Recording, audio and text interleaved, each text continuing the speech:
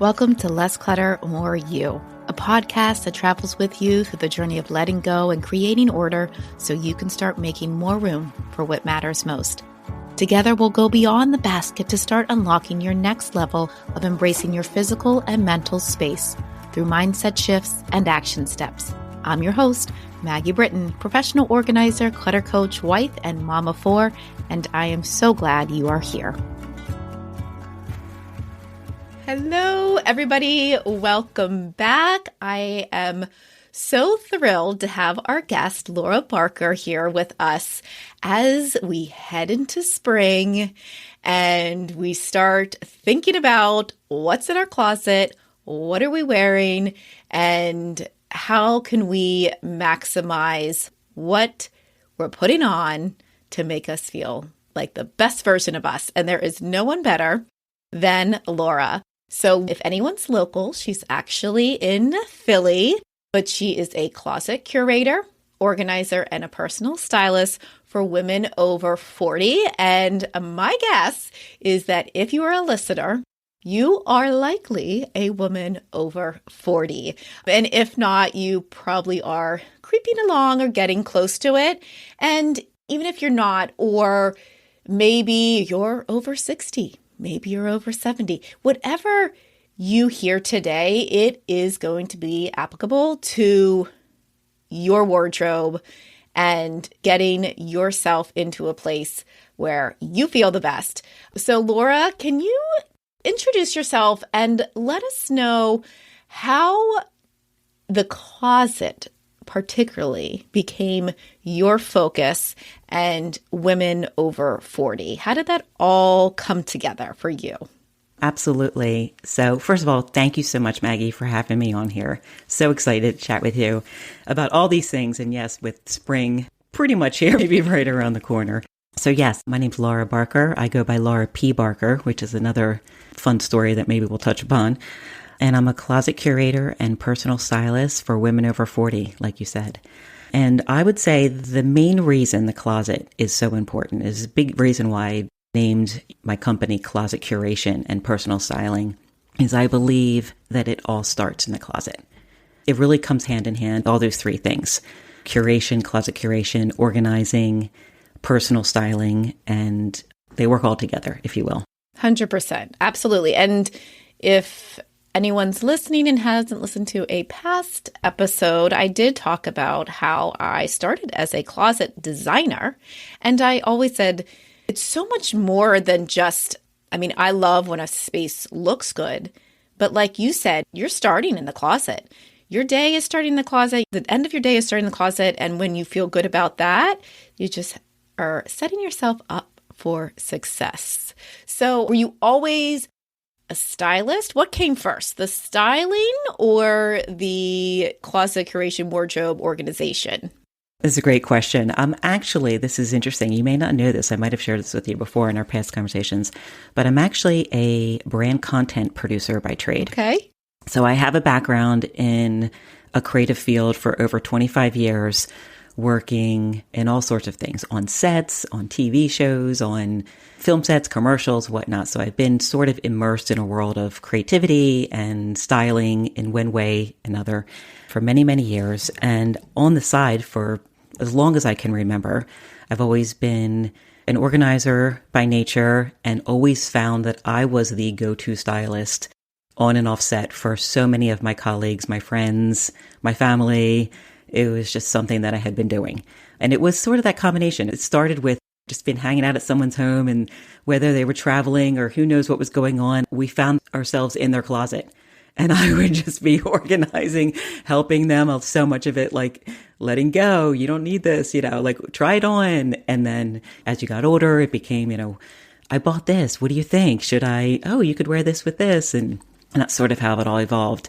And then I guess the two different parts of me, the two lives sort of just merged. And doing this was once just sort of like thing on the side. I just, I was actually approaching 50, which was interesting. And I thought, this is something I've always wanted to do, been talking about doing really. And I just decided to like really launch it officially and put it out in the world and just make it happen. That makes a lot of sense. And for anybody after you listen to this conversation, take a minute and go on Laura's website. It will be listed below, but it feels so nice to be there. And everything that you put out, Laura, there's such a design aspect to it, and you can feel it. And so from start to finish, anywhere you see Laura, you know it's going to be clean and makes you feel good as you're looking at it.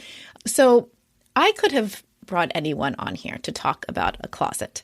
But the reason I asked Laura is because she truly values and aligns with everything that I talk about in terms of less is more, right? And there is such a trend of fast fashion and this discount and that discount that's creating everything that we are not trying to encourage here, right? We're not trying to fill our closets with just the latest fashion because it's the latest fashion and then move on to the next. What Laura brings to the table is really that message of curation and quality over quantity.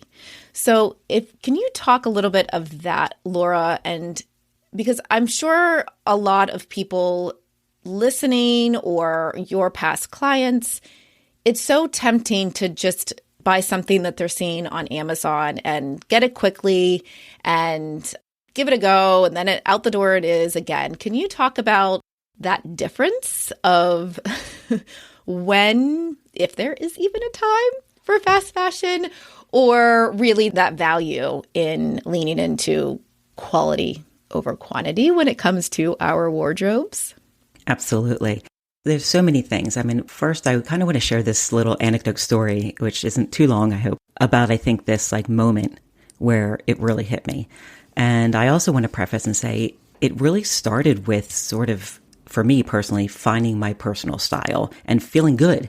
Forget even just saying a personal style, but just feeling good in clothes as a woman. And I was a young woman in her 30s when this moment happened. But the ironic thing is it holds true today, 54. And I know clients and women that are in their 60s and 70s, like you said, and it still happens. So these are struggles that finding things that we love that feel good on us and make us feel like us, which is part of this inherent styling part of the side of the business, is so important. It allows us to show up and do what we're going to do and be the woman that we want to be every day. So getting back to your question about the quality over quantity. So this was early in my career, in my 30s. I was working part-time. I was freelancing as a producer, and I actually took this part-time job at a high-end boutique in Philadelphia. And it was a beautiful, curated boutique, really high-end, but not even designers you would know. And I would like to mention, too, that I'm, and always have been, I'm 5'2", and I'm about a size 8, 6'8", on a good day, 6 on a good day, and have been pretty much in some shape or form my whole life, which is for 5'2", I'm not an extra small, I'm not a zero, whatnot. So the owner in the store would often, all these clothes would come in, and she would often ask me, would you mind trying this on? I'd love just to see how this looks on you. You have a different body type than I do. And she was very petite, really small. And I was like, sure, that was the thing. I didn't mind. I was like, I'll try things on. And oh my, the aha moment of putting clothes on that were beautifully made, beautifully constructed, and you put them on, and the first thought was, wow, it's not me, it's the clothes. And then just having that transformation, that just intense experience, revelation, really I think was the beginning of my love for beautiful clothes and the appreciation that that's really so much of a part of everything. So having one pair of pants that actually fit you in, beautifully, and you can wear, and you're like, wow. And it's not even that it makes you look thinner. It just fits you well. It feels good. You look at the beautiful detailing and the craftsmanship, and you're just in awe of it.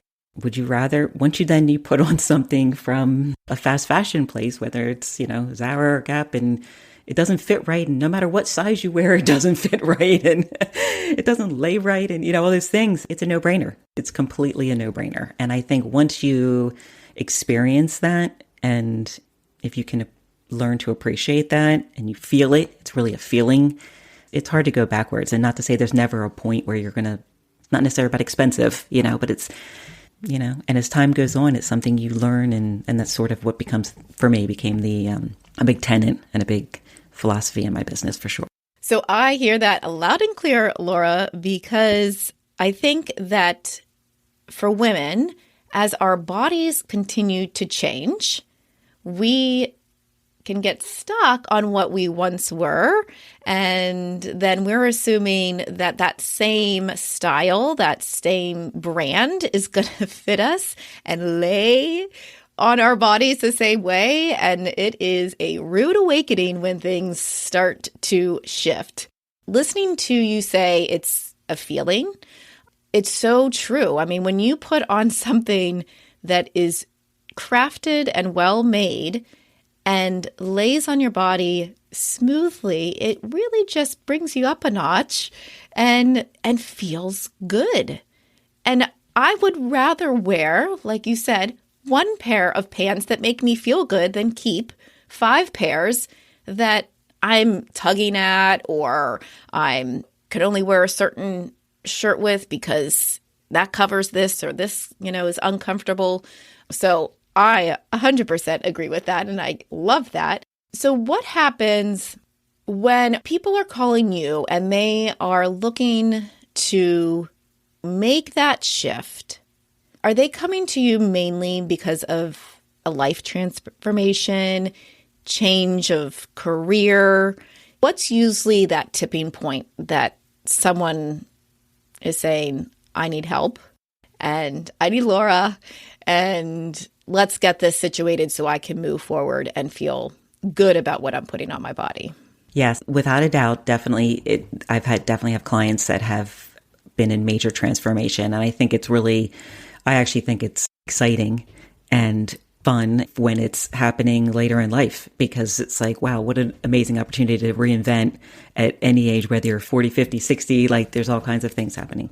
So yes, but I think it's not always that case. I think there's often a lot of my clients, a lot of women who come to me are just probably very similar to what your clients go through, which is sometimes you just kind of lose sight. You don't have clarity. You all of a sudden you open your closet or you're trying all these things on and you don't even know where to go.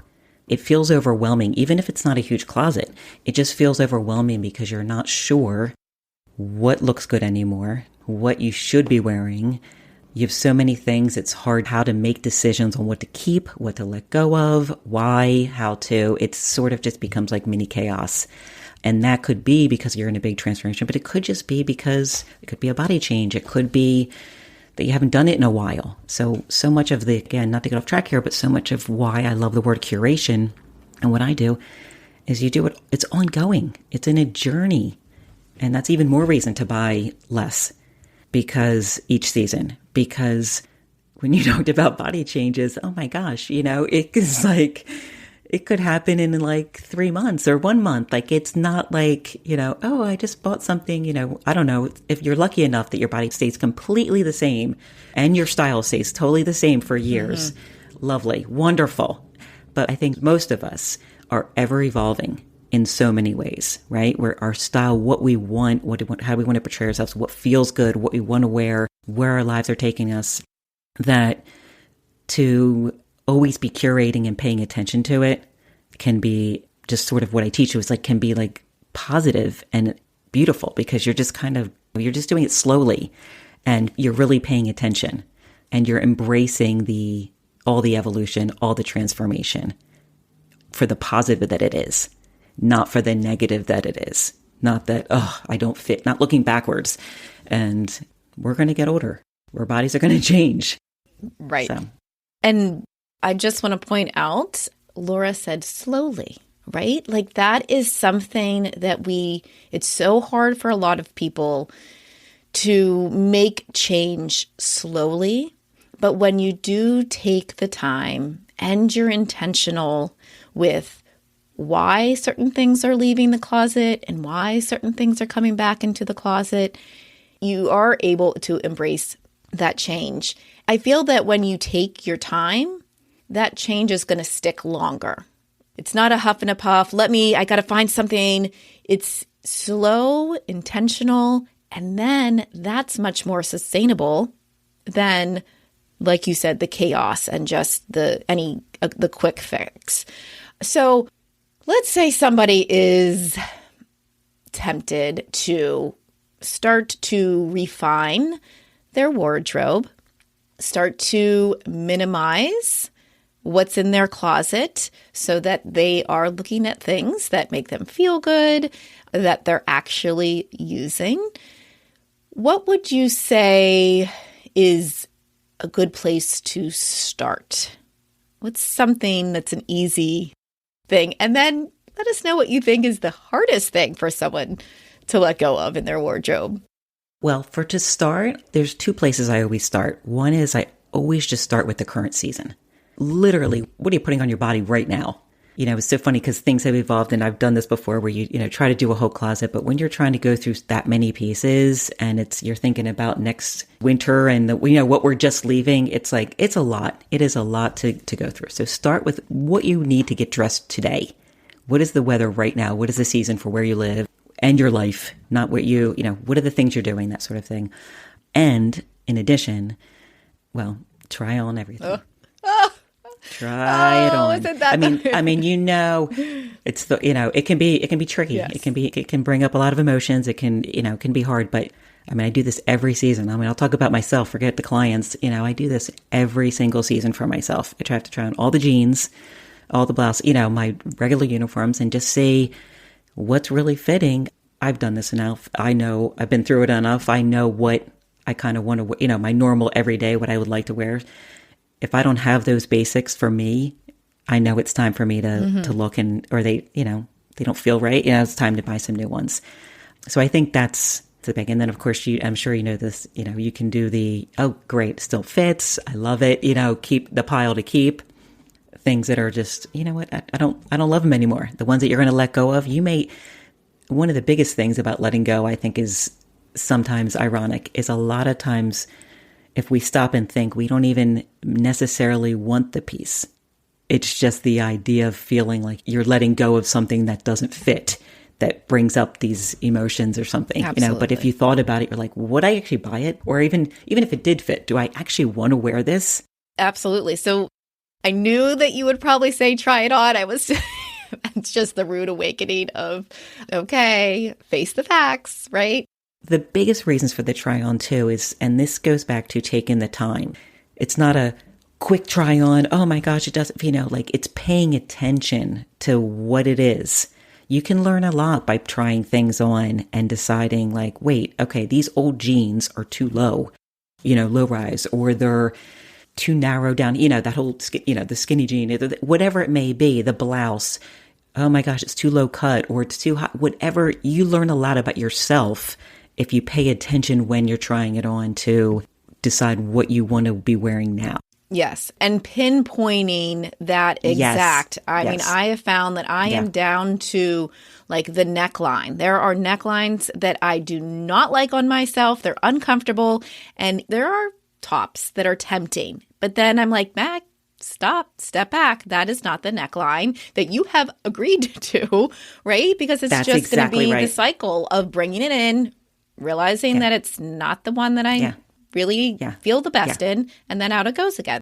And that could change next year. Right. But for right now, what is it right now that you love works for you right now that you love to wear? Yes. It's a great distinction. I love that. Absolutely. So what do you find is the hardest, maybe type of clothing, part of the wardrobe that is hard for a lot of people to let go? But do you ever find that there is a common thread, no pun intended, amongst your clients on what is hard to let go of? Yeah, I think absolutely. I think by far one of the biggest ones is the expensive pieces, the pieces that you invested a lot of money into, and plus it's a twofold: expensive but didn't wear.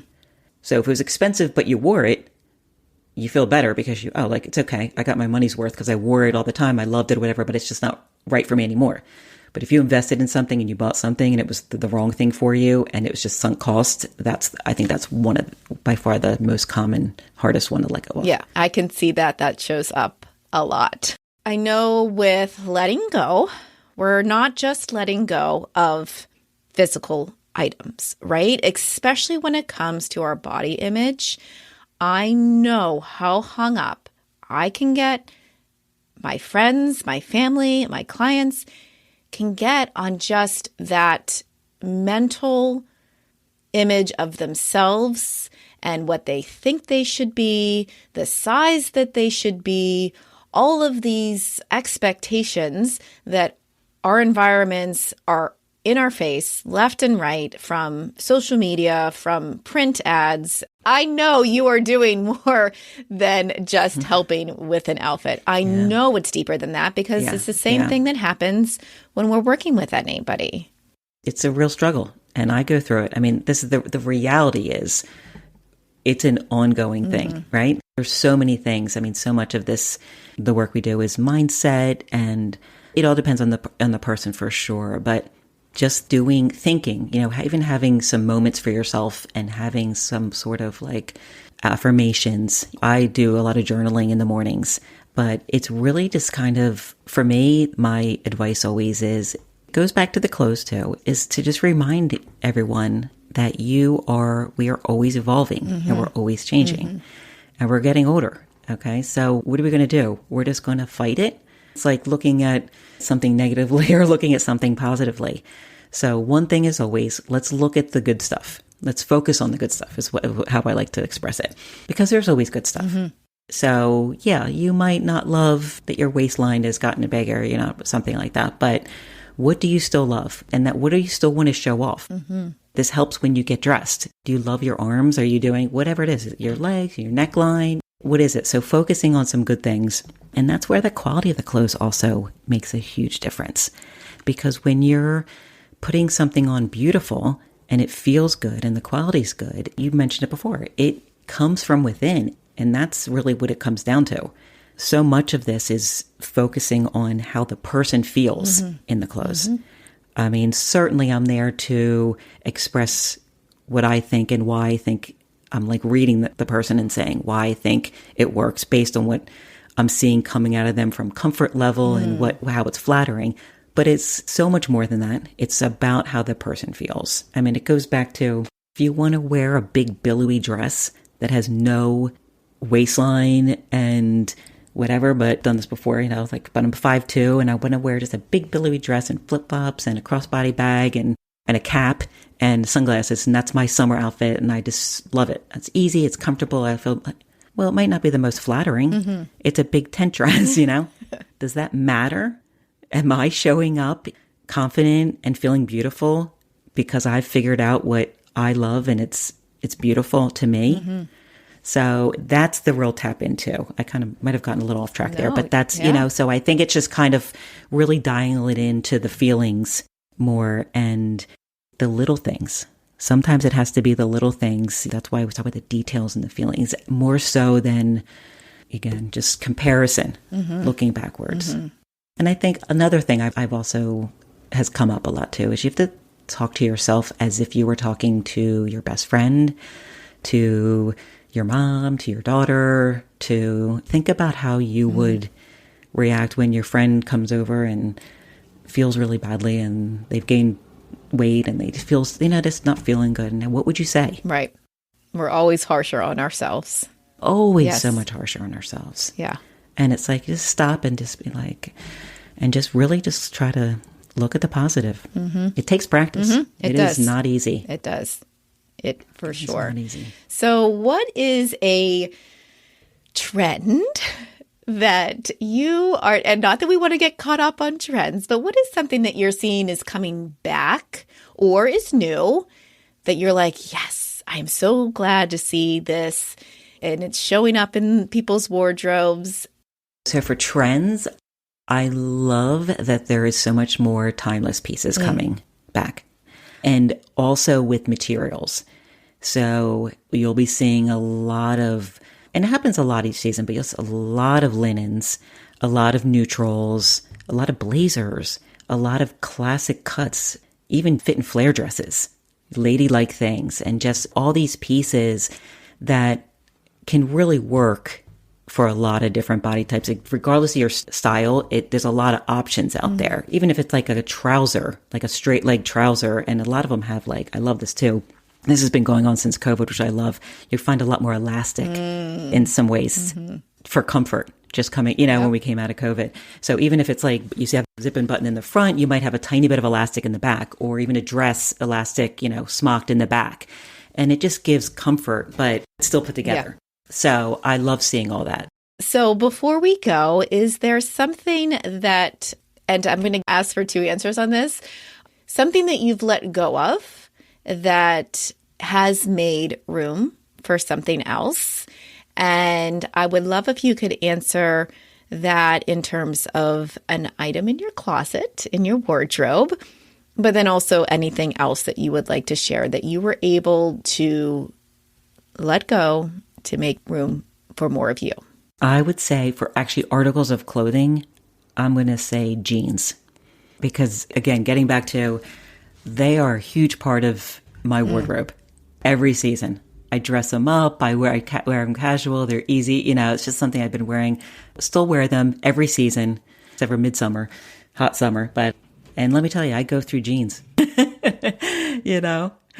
So they don't always fit each, so I'm always constantly with the body changes there. And so for me, there's no regret. It's just, I invest in the good ones that fit at the moment, but when they don't and I realize they have no longer served me, that's so important. It's an ever rotation, because I always have to have at least so have 2 or 3 on any given occasion to be able to go to that do fit.